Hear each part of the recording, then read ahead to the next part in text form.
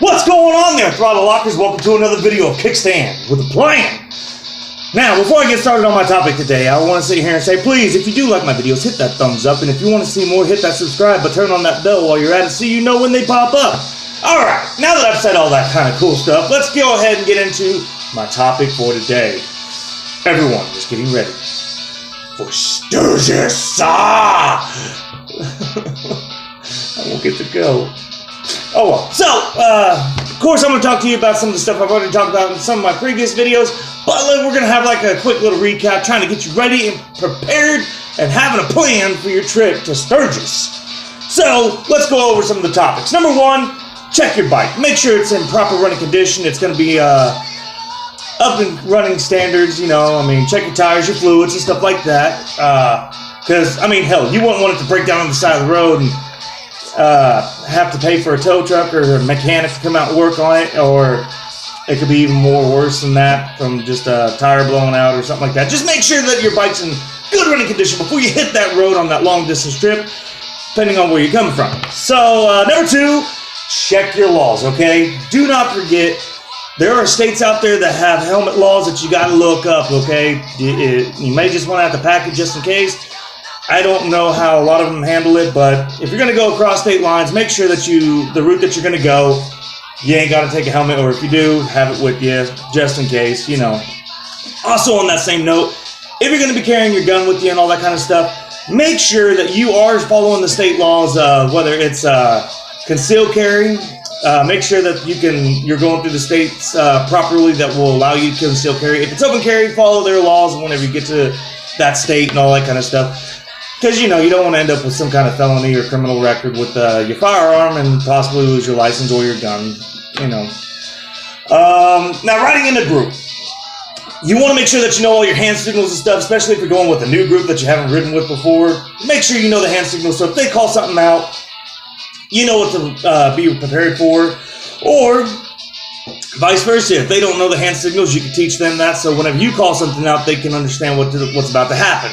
So make sure that you guys know all your hand signals for this big ride, because I know there's going to be a massive group of bikes riding down. You guys are all going to end up catching up with each other with a massive group.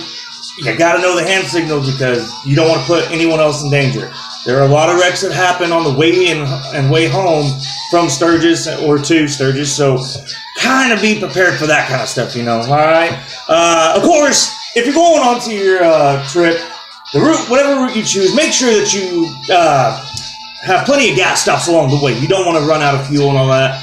If you do want to, you can always pack a gas can to kind of help you get the extra few miles to near station, stuff like that, you know, just so you're not sitting there in the hot heat. And on that note of the hot heat, stay hydrated. I know it's really like, oh man, I'm out on the bike, I don't see how I'm dehydrating and stuff. Well, what you don't realize is you are sweating while you're on the bike. The wind's just cooling it off as soon as it comes out. So make sure that you stay hydrated, because it is probably going to be freaking hot on the way there. So stay hydrated on that one.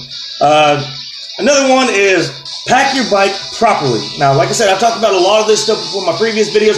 Please pack your bike properly, okay? If you ain't got a hotel room, make sure that your sleeping bag or your tent is going to be on there properly to where it's not going to throw off the weight. Same with your saddlebag, same with your luggage that you're going to take with you.